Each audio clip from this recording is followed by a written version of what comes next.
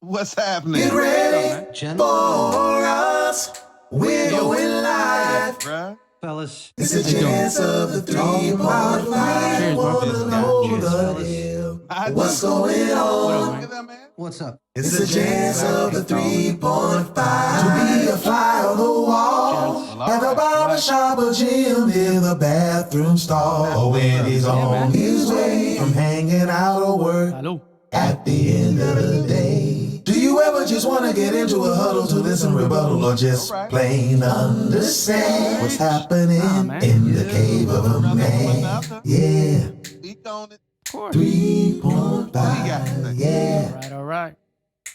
5 toothbrushes. I have a toothbrush fetish for real. That is. I have. What are you doing? Yeah, I always have brushing my teeth. Each toothbrush gives you a different feeling. Wait, okay, so are you using like a different one a day? Are you using Yes, whatever I'm Okay. feeling in the morning, it's a different Right. toothbrush. I Like, gotcha. I have a big head toothbrush. When I want to get it all and just ain't got no time, and I'm just want to get. I wish the audience could see what Mike's doing right now. But I'm so glad you can't. And then I have a Batman toothbrush, of course. And then that's two. Then I have a Colgate toothbrush. That's regular. the traditional? Right. Yeah. And then I have two electric toothbrushes. One is on a lower speed and one is on a higher speed. Electric. Wiggy. You can do it. So you know what's really funny? I just started the whole electric toothbrush thing, and it's amazing. I feel like I've been missing out. I've always been like one of those people that is like really diligent about just brushing their teeth. I brush my teeth 2 times a day. I floss twice a day, but I brush for a long time. I brush for like 3-4 minutes, and I'm my obsessed. dentist is always like, you don't have to brush that long. Just as long as you do it for a minute and floss, it should be fine. But he's like, if you want the same kind of experience, he's like, but it will take shorter. He's like, try electric toothbrush. And I'm trying electric toothbrush. My wife got it for me, and I'm like obsessed. I'm like, I'm never going back to a regular toothbrush. During the pandemic, I had gotten to the point to where every time I'm in the bathroom, whatever I'm doing, I go over them a little bit and then leave them. Which is really obsession. It's obsession. No, but they say you should brush your teeth at least twice a day. And if you Yeah, could, but I'm in the bathroom. Listen, you're in the bathroom a lot. I'm older now, so I go to the bathroom a lot, and they're going over the teeth. I might be thinning them out or something. I don't know, but No. Won't spit no teeth. I know. Wouldn't this be something? Enamel is the hardest material in the human body. So why do teeth break? Do you guys all floss? Do you guys all floss? Not as much as I should. I should do it more. I mean, look. Is that what that smell is? What do you feel, fellas, about since the pandemic, about everybody's becoming well, I won't say becoming, but they're putting out all of their new vocal works, their albums, everybody's singing online and putting out videos or whatnot. Some of it's good and some of it's like, wow, I wish we weren't in the pandemic. But what are y'all's vibes on it? I know George is gonna give us a really nice answer because he's kind like that. No, I'm just saying, like, well, George, listen, no PG answers. The hell. I keep it real. No, I'm saying, look, I always give the genuine, my honest answer. That is, people have time to create now because they don't have the luxury of doing all their basic day-to-day stuff because they can't travel. They're locked in a house all day, and they're forced to be creative. And that is, an artistic outlet, whether we like it or not, is Watching Cisco pit a pat. Said, I can do that. I can do that. I at least respect people for at least having the consistency and advocacy to actually go out and do create, because that's That's what art is. You're doing something, and you're creating and you're originating content, and that's important. Now, do I love all of it? Hell no. But I at least look, if anyone who's created, who's written, just I can't speak for every person, but I can write a song in one. But for me to sit down and write lyrics, it's a fucking nightmare because I don't, I'm particular about my writing. So for me, it's like I appreciate anyone doing it and completing a song, an album, an EP, because I know the work that goes into it from my personal experience. Right. Anything you can do, I can do better. I can do anything better than you. No, you can't. Yes, I can. No, you can't. Yes, I can. No, you can't. Yes, I can. Yes, I can. And Mike.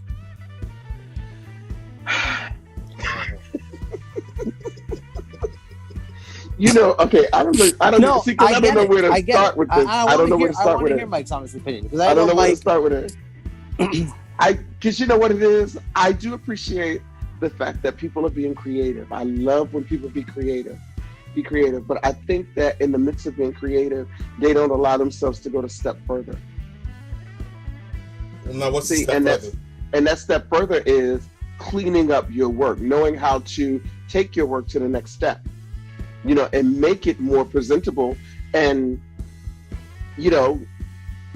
ready for the world, basically.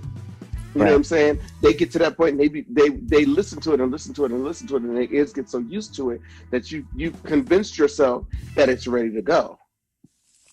And then somebody with an ear would go, oh shit.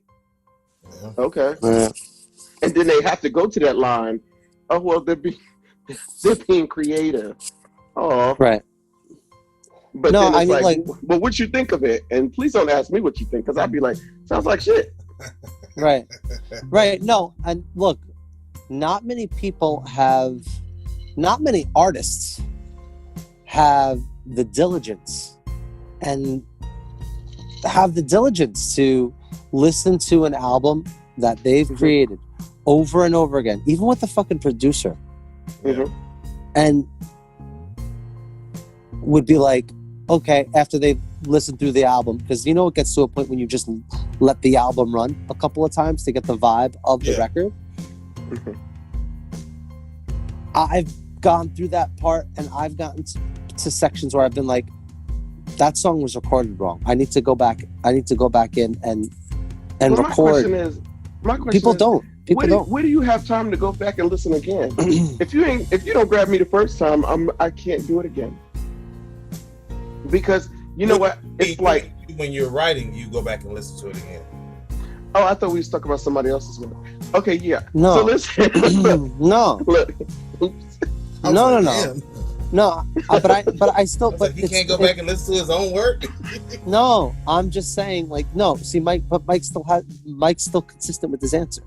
Yeah. It still feels the same way. Yeah. That's the point. That's the point I'm trying to make. So, but you know what? You know what I find for me is like, if I do something and I leave it alone and I know it's not right, you don't release it. I have to step so far away from it, and it could be sitting in my sessions for the longest of time until one day it might hit me while I'm walking the dogs on what to change and where to go with it.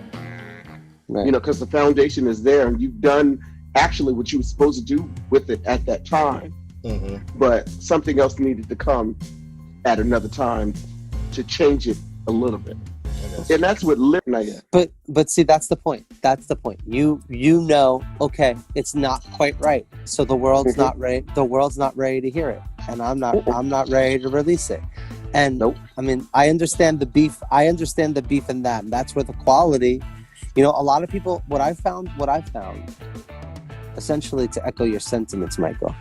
There's been a lot of quantity released during this pandemic, but not quality. Yeah, and that's kind of what I was getting at. I was just like, people are like, because you understand where we are right now, right? We're in a see me era now, and it doesn't matter what it is. It's just see me. I'm here. acknowledge me kind of thing. And it's like folk are doing anything to become whatever, celebrities or whatever. It's not even celebrity, to become noticed and be in this industry. Right.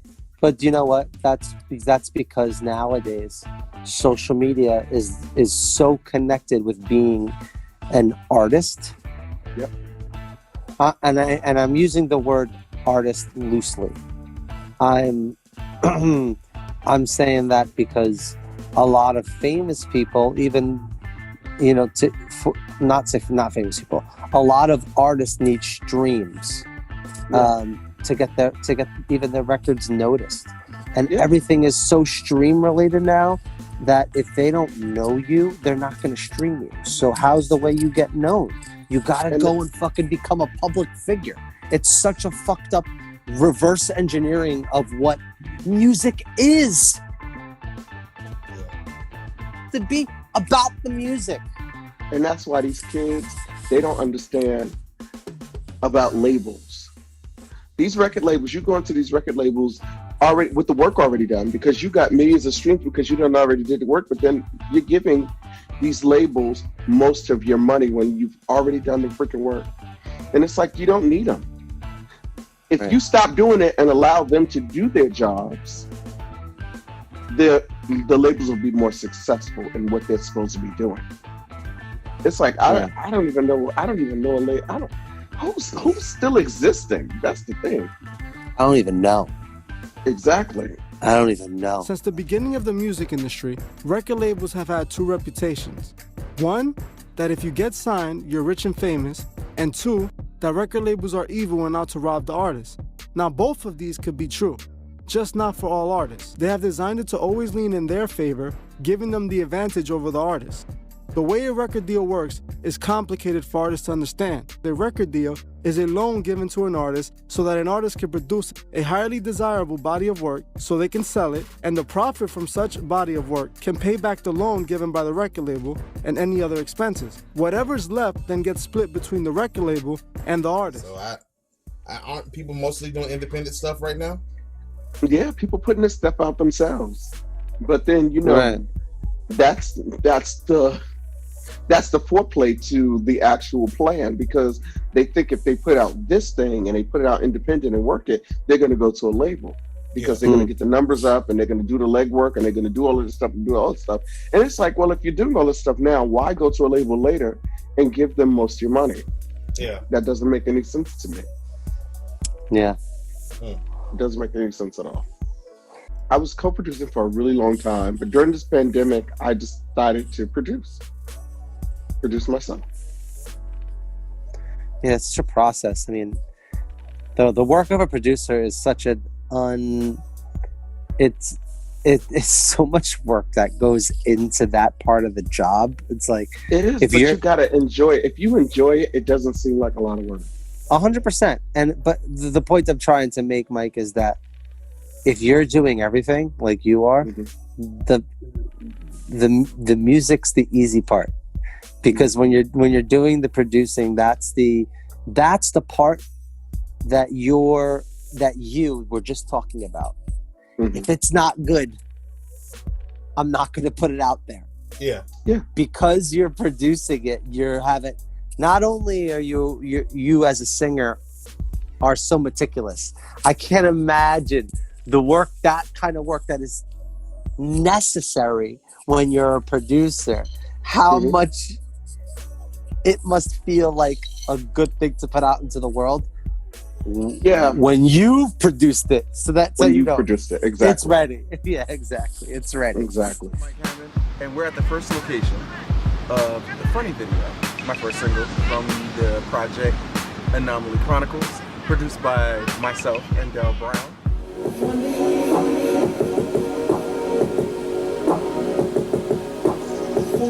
Funny how you love me. Funny how you don't. Funny how you wanna be with me.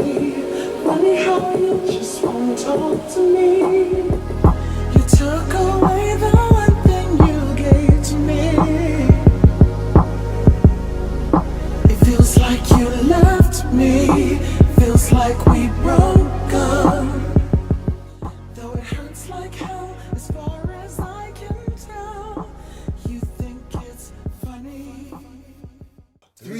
3.5. The Gents of 3.5. Well, all right. All right.